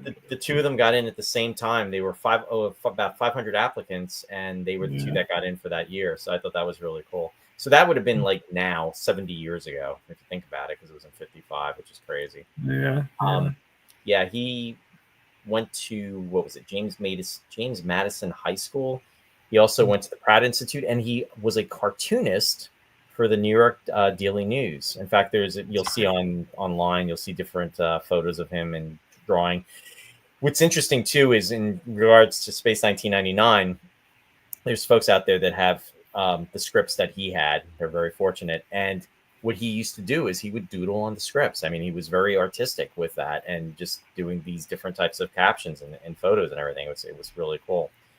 But he studied with Lee Strasberg too. And from there on, again, this being the first movie on Broadway, his first Broadway movie Broadway performance was in 1957, and it was the middle of the night. And that was his Broadway debut. And of course, folks know him for Mission Impossible in the 1960s. And then, of course, Space 1999. And he was nominated for an Academy Award for A Man Called Tucker, and that was back in 1988. Oh, Tucker, A Man in His Dream. Tucker, A Man in His Dreams, I'm sorry. Yeah, with Jeff Bridges. Yeah, so Francis Coppola produced it. Yes. I really was hoping he was going to get that. Directed it? I think he directed it. Maybe Lucas produced it.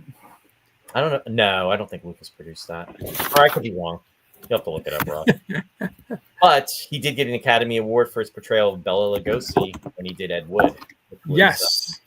I love stories like that because he was really, it seemed like he was nowhere at that point. You know, it was kind of like that 10 years where Star Trek, where all the actors were kind of like, what's going on? And then suddenly, you know, they got the movie and they could move on and do other things. You know what? It's like, you know, he, again, with Mission Impossible, him and Barbara Bain, I mean, they were really strong, and he didn't want to be committed to Mission Impossible. So if you're watching the first season of Mission Impossible, if you go back and watch it, it always would say special guest appearance by Martin Landau, because the role was actually written for him, but he did not want to be committed. He didn't want to stray away from his film career. But then what he did was, for the second and the third season, he wound up committing to the show, but then was leaving, and he was never under contract.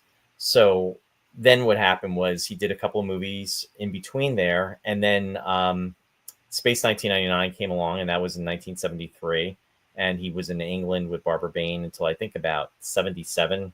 1999 stopped filming in 76, the end of 76, the 2 seasons.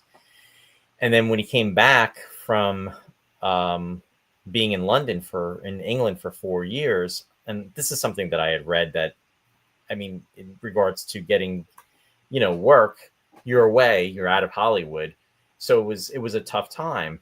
And some of the movies that he did was, in fact, we covered Meteor. That was in 79. Ooh. And that was a film with, I know. Sean Connery. Sean Connery, Brian Keith, Karl Malden, Natalie Wood. They were in there. There was a movie called, I think it's called Being There, and it was 1980. Oh, Peter Sellers. No, then it's not Being There. I'm sorry. It's a science fiction film. I'm thinking of something else. Yeah. And it was with Jack Palance, and he plays a character called the Sarge, and it was like, it was a cheesy, low budget science fiction film. And maybe it was Being. Yeah. And it was like his career was almost like stalled. And here you had this actor, I mean, from the Actors Studio, who was so versatile, so strong, really, really good. Yeah. And it's just that he wasn't getting the roles. And then he did, and I was talking to Captain Phil about this earlier, whatchamacallit, the whole Harlem Globetrotters on Gilligan's Island. That's when you know you're rock bottom. Yeah. When you're doing TV movies with the Harlem Globetrotters on, Gilligan's Island. Yeah. But so when Tucker, A Man in His Dream, came to be, you know, and he was getting this meaty role, and it was, you know, very successful, and he was just being acknowledged.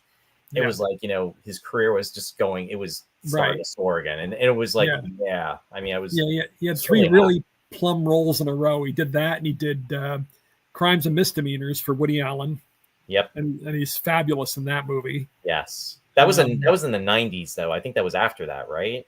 That was it like was 90s, after Tucker. Yeah. It was after Tucker, yeah. Yeah, and then he did Ed Wood a couple of years later Right. with the Bela Lugosi, and he finally got his Oscar. Yeah. Your Crimes and Misdemeanors, I'm thinking that was with Angelica Houston. Was it Angelica? Yeah, I think it was 89 maybe or something. Yeah. I'm not sure. It was late 80s, I thought. It was right after Tucker, though. Yeah, it was after Tucker. So it was really good to see him having that momentum. He was being acknowledged, and it was like, this was a good thing. So, and sadly, I was close. I was working with Bob Kay, and there was a chance. He had been at the Space 1999 convention in 2012 in Burbank. That was great, get to see him there. He had come to Chiller. In fact, I got to see him in 2011 at Chiller. In fact, actually, no, I'm sorry. He was at the Saturday Nightmares convention. And I remember grabbing all my stuff, and Sherry and I went, and I went all 3 days because it was in New Jersey, and it was like right up the road. It was like an hour away, and it was so great to see him, and really have that opportunity. Vince and I saw him in the play, and backing up before that, and it was in, what year was it? It would have been 2003. He was doing a play in Connecticut, and I can't remember the title of it. But I got to see him there as well, and it was great to see him on stage. So you got to see him perform. That's great. I got to see him, and that was a really good opportunity. But I was starting to say, though, is unfortunately, though, Bob was going to try to get me at least maybe do a video for the convention, and then sadly, that was the convention that was going to be in Parsippany, New Jersey in 2017, and then sadly he died July 15th of that year. So the last time I saw him was at Chiller in October of 16. So it's been 9 years. But anyway, wanted to wish him a very happy birthday. So and Hitchcock himself discovered him on stage. He saw a Broadway play that he was in with Edward G. Robinson, and he talked to him afterwards. And when he says, you're going to be Leonard in my movie. Yes, you're going to be Leonard in my next. You don't know it yet, but you're going to be Leonard in my next movie. And it was he who fleshed it out with that homosexual subtext. Yep. That kind of goes over. I mean, you kind of feel like something's going on, but if you're not looking for it, well, I don't know. I kind of felt like there was something going on the first time I saw it, but it's subtle. Yes. But it's there, and it gave him something to hang the performance on. And then once then you see little things that are worked into the movie. Sherry commented, "I'm so glad I got to meet him when we went to see him in New Jersey." Yeah, and that was in 2011. No, to your point about that, Ross. In fact, there were people that were even trying to like sway him, maybe not to, maybe in his inner circle, not to do they because of, it was his first movie, but he even said he was acting, and, there was concern maybe people would think, he was gay because that's what, that's the way he was playing the role, and maybe he wouldn't get cast for other roles. But he kind of it was very subtle, though. And to your point, if you weren't, picking up, you might not pick up on it. There was that line, though, which was a little bit daring when he said, when he's having a conversation with James Mason about Eva Marie Saint, and he even says, "Call it my woman's intuition." Yeah, right. And there were movies that it was the 50s, so you didn't come right out and say anything. It was always kind of, you had to read into it. But there were other movies that kind of treated, that subject. But yeah, you didn't come out and it would get censored. You would get totally shut down if you did that. But interestingly, it was the same year that Ben-Hur came out, and Ben-Hur has the same, it has a subtext in it also, supposedly. Gore Vidal, the screenwriter, and William Wyler, the director, they weren't getting the one scene right with Heston and Stephen Boyd. You know, they were coming together for the first time since childhood, and they couldn't get the scene to play right. So they worked it out with Stephen Boyd that there was this homosexual subtext. and William Wyler was like listening to this, you know, as Gore Vidal's talking to Stephen Boyd. And then he says, all right, but don't tell Chuck. Don't tell Heston. Play it like that, but don't tell Heston. So supposedly, that's where the scene is played the way it is in Ben-Hur. Nice. Whether you see it or not, you know, right. But the scene works. The scene works. And I think it worked for the character for what, you know. And whether it lands or not, yeah. I mean, I find that movie, the friendship in the movie, the tragedy of their relationship, touching. I mean, well, if you haven't seen it, I'm not going to say anything, but yeah, in the latter stages around the chariot race and stuff, just Heston plays it so well, and so does Boyd. Well, but anyway, hang on 1 second, Ross. I'm going to actually give me one. So am I here? Did Roy shut me out because of the homosexual subtext? Is he leaving me twisting in the wind? All right, you deal with it, Ross. Anyway, yeah, in the 50s, you couldn't come out and discuss those things. Although I think Tea and Sympathy alluded to it, and there was Advise and Consent. There were a few movies, but you just couldn't talk about it unless you were Otto Preminger. So anyway, what else did I not touch on here, since we're running short of time?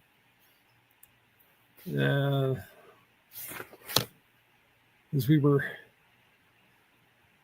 cooking here, the Cold War, set during the Cold War, so you had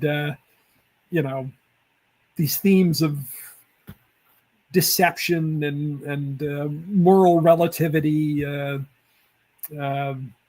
with the professor Leo G. Carroll lying to Cary Grant about the ultimate fate of Eve Kendall, like she was supposed to go off with James Mason with Van Damme, after he had told Cary Grant that if he went through with the stunt to clear her, then afterwards whatever happened between the two of them was up to them. But he lied to him, but it was, he said it was for a greater cause or what have you. I was just talking about the moral relativism of the whole thing with the Cold War, where, remember, he says to, whatever you and Eve get up to after this is, it's your business or whatever. And then he turns around and says, oh, don't you know Eve's going, or somebody says, but Eve's going with her, with Van Damme, out of the country. And, right. He lied to him, essentially. Right. Yeah. The professor. And earlier on, when it's first revealed that he's confused with this agent, George Kaplan, they're sitting around Washington. They say, well, we'll just let it play out. It's like, okay, this guy's life's in danger, but they didn't care. I mean, there was like, yeah, well, you know what? Yeah. It's like he's a write-off. Yeah. They have bigger fish to fry. It's the Cold War. We're playing a game here. We're playing a strategic game with Russia. Yeah. But anyway, Bill said, "Don't believe Ross. He was ranking on you." Oh yeah, I thought you ditched me because of me discussing the homosexual subtext. No, you're gonna leave me out there twisted in the wind. Try to get your way out of this one, Mr. Amico. No, it was a part of the movie. I mean, it was what's his name? It was Landau's suggestion. Absolutely. I mean, and he played it well. I mean, it really worked. In fact, there's an interview with Martin Landau where it's quoted too, where he's talking about James Mason, that James Mason, it seems like James Mason wasn't picking up on the way that Martin Landau was playing it too. I mean, that was just kind of way, from my, reading. Or then he found out and he was just like, he was like surprised. I don't know. Yeah, well, I know he was ribbing him about it. They were joking about it off camera all the time. Yeah. Saying, is this one of our bisexual scenes or what have you? But the other thing was that he was self-conscious because Hitchcock was always spending time with the other actors, with Cary Grant and Eva Marie Saint, James Mason, telling him what to do, and he wouldn't do that with Landau. And Landau says, "What's wrong? Am I not doing well? Why don't you talk to me?" And he says, "If I don't talk to you, you're doing great." Exactly. So that's a huge compliment. Yeah. And I love when he insults him as Cary Grant observes that he's like a character out of Charles Addams. Yes, the Charles Addams reference. Yes, because he really did look like kind of a character out of Charles Addams. And of course, the Addams Family being the reference. Right. Which is really cool. That's the time frame. So yeah, definitely wanted to. Yeah, he was more than just a henchman. He played a memorable part in the movie. He really did. And, because that could have very easily been a part where because you saw the other guy, the gardener, the other henchman. He could have very easily just faded into the background like those guys. But you remember Leonard. The one guy too, not the gardener, but the other henchman. I couldn't track down who he was, but he looked very familiar. I've seen him before. And I should have researched it a little bit more, so that's on me. He's been in other things, and I'll have to go back and check that out. But in regards to, as we're starting to wind down, Bernard Herrmann, I know we've talked about him a lot. Oh my goodness, we talk about him, and we even mentioned him a few times. It's hard to talk about this movie and not talk about the music early on because it's so striking. It's such a great score. You got that exciting fandango that plays over the beginning credits that you hear again after the crop duster blows up, or when he runs out of the United Nations. They always he goes back to the theme, and then in between, whenever they're traveling, there's always the arpeggios. That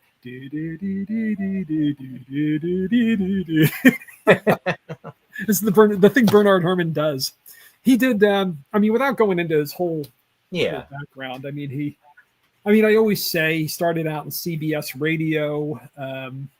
He did a lot of work conducting rare pieces of classical music that people, things people wouldn't know. He would do it and he'd get a national audience. He started scoring Mercury Theater on the air, like the dramas that were adapted from, literature from famous books with Orson Welles. So he worked in the War of the Worlds, famous radio broadcast that, created the panic that was supposedly set here in Grover's Mill, not too far from here. Followed Orson Welles to Hollywood for Citizen Kane and began his career as writing film scores. Won his only Oscar within a year for The Devil and Daniel Webster. And then he became kind of associated with, he did Magnificent Ambersons for Orson Welles. He got into more fantasy things later on. He did a lot of the Ray Harryhausen movies. And then, Hitchcock was his other big, relationship, his working relationship, partnership. Like John Williams with Steven Spielberg. Although John Williams has gone a lot longer with Steven. It's rare that two creative people can go for that long and not butt heads. I know, but what a point though, Ross. Think about the working relationship that the two of them had. With and still are having really with Williams and Spielberg. Yeah. You know what, Ross? It's almost like you and I. Yeah. Just like that, Roy. So Bernard Herrmann scored 7 films for Hitchcock, or completed 7 films for Hitchcock, beginning with the Trouble with Harry back in 1955. And he did The Birds, but there was no music in The Birds. So what he did is he acted as a sound consultant and helped place the sound of the the gull cries and things in the birds. And after that, he worked on a film called Torn Curtain, which is another Cold War thriller with Paul Newman and Julie Andrews. I believe it was a weird cast. I think that was the one. But anyway, Hitchcock was feeling pressure from the studio, which is so weird because Alfred Hitchcock is like one of the biggest directors in the world. He had these huge successes with North by Northwest and Psycho back to back. And they're telling him that they want different music. You know, they want, because popular music was coming in. They wanted a theme song that they could sell on the radio. And right. But Bernard Herrmann didn't work like that. So what he did is Hitchcock told him what he wanted, and Bernard Herrmann went and did what he wanted to do. And when Hitch walked in on the recording session and heard what Herrmann did, he fired him. And that was the end of it. I remember this story. Yeah, that was the end of their working relationship, which is and friendship, and that's a shame because they both were at their peak working together. I mean, Psycho. I mean, and that's the thing. Herrmann had gone against Hitchcock before because Hitchcock didn't want music in the shower scene, and Bernard Herrmann went and scored the shower scene, and Hitchcock that time said, "You were right. I was wrong. You were right." But he fired him after Torn Curtain, and that pretty much was it was downhill for both of them. I mean, Hitchcock, he had a kind of a success with Frenzy a little later, but everybody you hired as a composer, then the irony is they would come in and then they'd write a score like Bernard Herrmann. They tried to be Bernard Herrmann. They couldn't do it.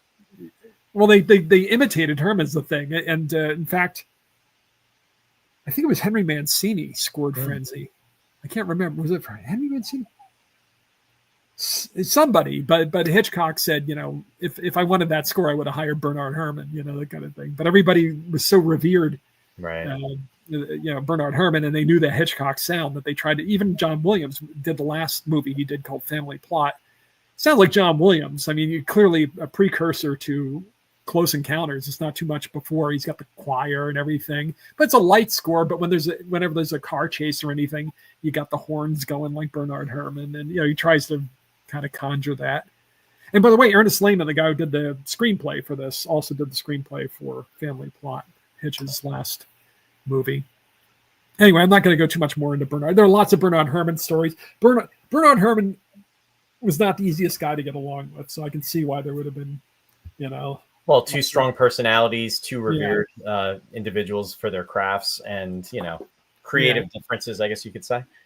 Yeah, I just read Miklos Rozsa's autobiography a few weeks ago, and it's amusing for the fact that Herrmann, well, for several reasons, but Bernard Herrmann turns up 2 or 3 times, and he's always, being bad, being irascible, and causing trouble, and Miklos Rozsa said he felt privileged that he was one of the few people he knew never to be on Bernard Herrmann's bad side.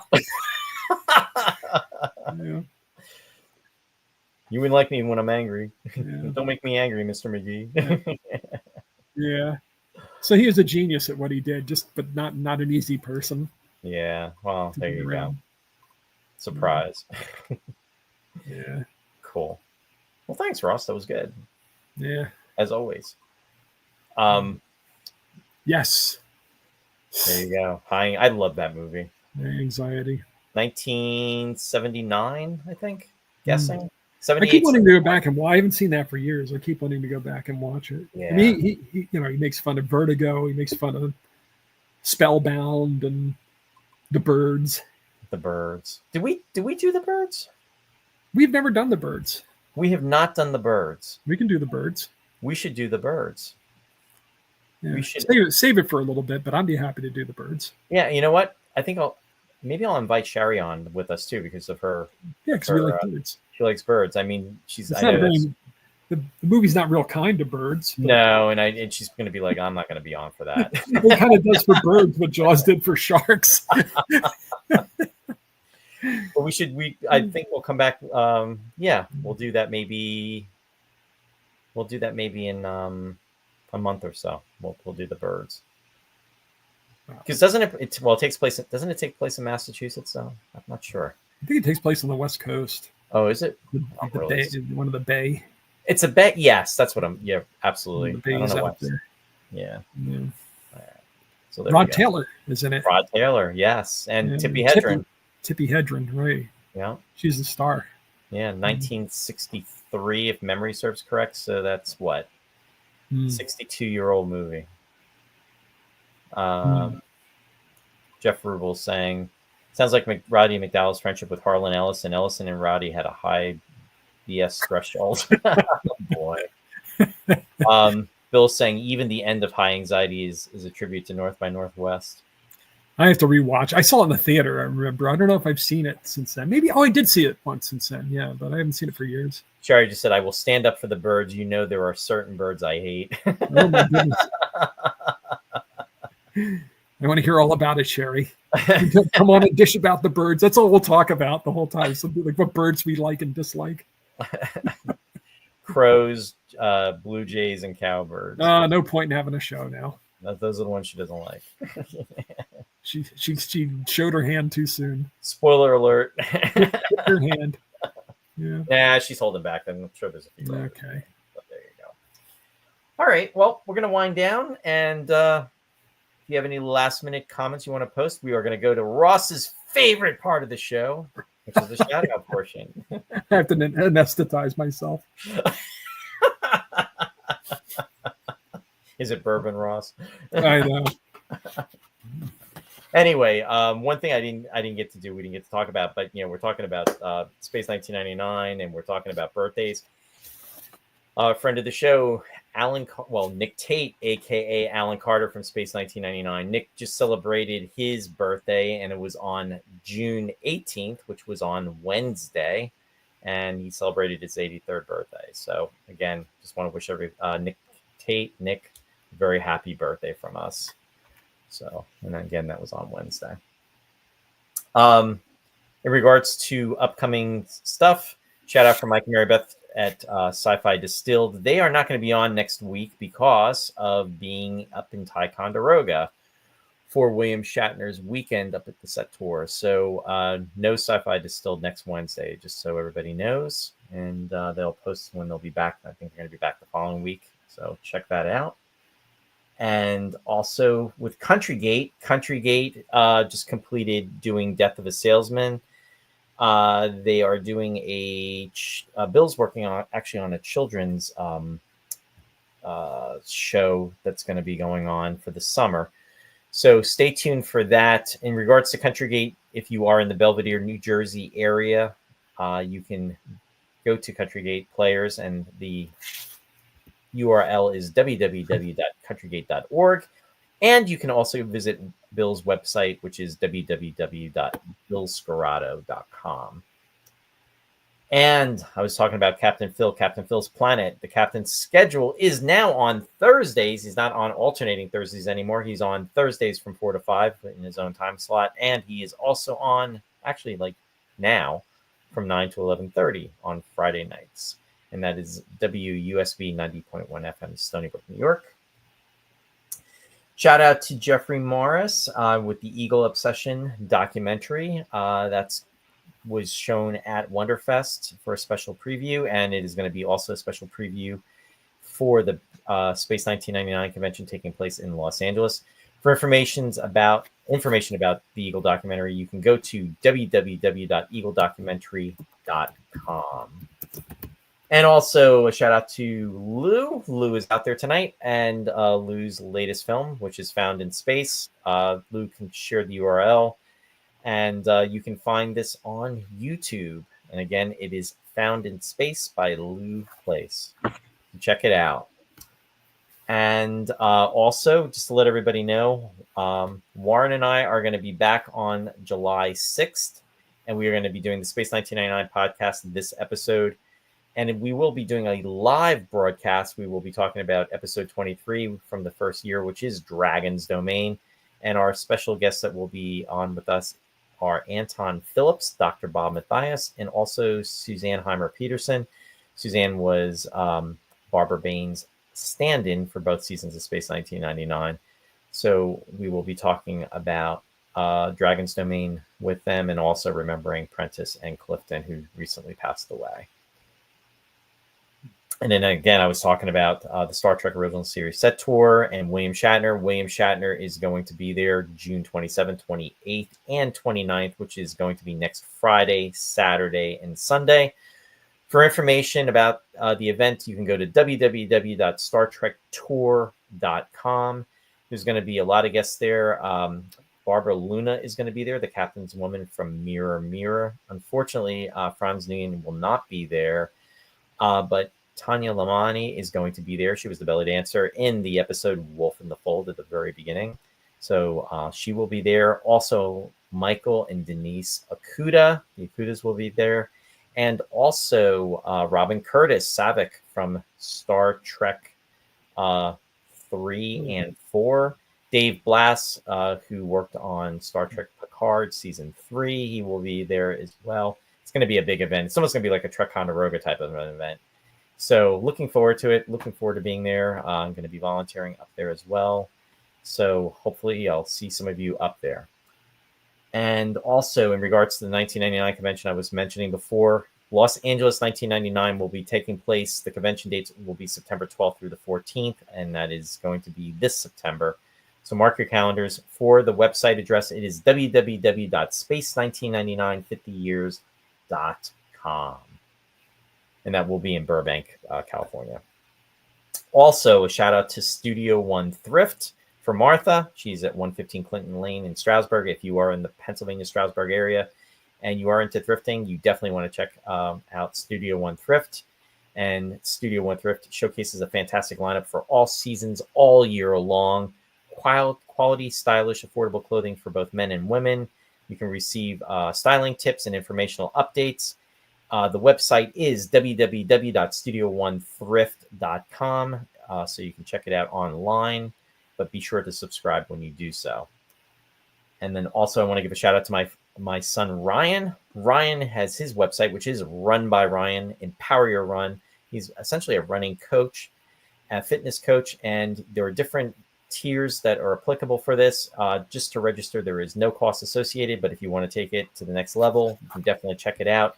Rye's website is www.runbyryan.com. And Ross, if you can let everybody know what you've got going on.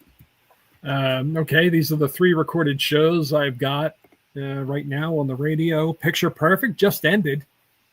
It was all about lost worlds tonight. So I had music from King Kong and 1 Million Years BC and Journey to the Center of the Earth and Jurassic Park. But it's over now, so forget about it.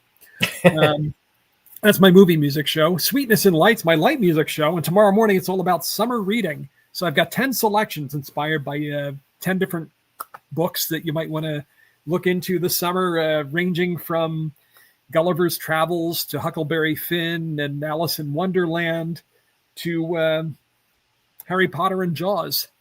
So I'll be playing a mix of these pieces inspired by books tomorrow on Sweetness and Light at 11 o'clock Eastern Time. The Lost Chord tomorrow night, looking ahead to St. John's Eve. I mentioned that earlier. That's when all the dark forces are loose on the eve of the saint day of St. John, the feast day of St. John on Monday night. So to look ahead to that, I'm playing music for that tomorrow night on the Lost Chord. It's called Midsummer Night Fiends. Midsummer Night's Fiend is what it is. Fiends, something like that. So play a Midsummer Night's Dream, of course. But anyway, it's all music about, devils in midsummer. So there actually is plenty to choose from. Believe it or not. Anyway, you can find out more about it by visiting my Facebook page. I'll tease it, the morning at the show at Classic Ross Amico. That's it. Thanks. Thanks, Ross. And again, we always like to remind everybody, if you haven't already, if you're watching the show, and as far as you're watching on social media, but if you're watching on Facebook, please be sure to follow, like, and share. There is no cost associated with that, and we really appreciate it. It's just a way to get the information out there that we are broadcasting. And if you are watching on our YouTube channel, please subscribe and share. Again, no cost, and we really appreciate it and want to say thank you for that. And then lastly, I had mentioned this coming up, since Ross and I are not going to be doing the show next week, because I'm going to be in Ticonderoga, and that would be the 27th. And then the following week is going to be the 4th of July, which is Ross's birthday. So with that, Ross's birthday is 2 weeks from today, and there's only 52 weeks in the year. So really, Ross, I hate to deprive you of 2 weeks of being 58. But with that said, we'll say happy birthday early, and of course, we'll say happy birthday on your birthday. But I figured while we're broadcasting live, happy pre-birthday to you, Ross. Well, thank you. I remember that guy back from 1984. I know. The only thing missing from that photo is the trumpet. I really needed a trumpet in that photo. But anyway, it's my Pee Wee Herman look, I think. It was before Pee Wee. Before Pee Wee. Yeah. And so we will be back Friday, July 11th. And stay tuned, and we'll let you know what we're going to be talking about. Maybe we will be talking about the birds. And speaking of which, Jack was saying most of the birds was filmed in Bogota Bay and some shots around San Francisco. So thanks for sharing that. And you are welcome, Lou. Thanks for sharing the information. May said recently watched Harper and Binks, really fun. Love the wigs. And Sue saying happy birthday. Thank you. And Bill saying lap. May the force be with you. Hopefully see you in Thai. Yes. Hopefully to see you in Thai too, Bill. But I want to thank everybody out there. Thanks for being on with us. We really appreciate it. We hope you enjoyed the show. And we're going to have to delay broadcasting until Sunday, but with all the technicalities going on, but we made it through, Ross. I did. My power came back, except for that light. The one light didn't come back. So I'm sitting here. I'm looking like I'm in the Cylon command center. By your command. I pull my bolt. I have to have the light shining up from the bottom, though, to be Baltar. Underlit. Thank you, William, Bill. So it's going to be summer, everybody, in just like an hour and 20 some minutes. So that's crazy. Summer is here. Summer's here. It's going to go so fast too, though, which is crazy. I know it'll be Halloween before you know it. Just keep thinking that. Well, I relish the summer. I personally can't take the 90 to 100% of humidity, but that's summer. But I love, summer is also the heat. I mean, it's like, at least it's like, 80s, 90s, it's beach weather. It's the fun in the sun. like a lizard on a hot rock. Let me guess, Ross. I'm matter and you're antimatter. I think so. So we're looking for the balance here. I just sit around in my boxers in the basement for a few months.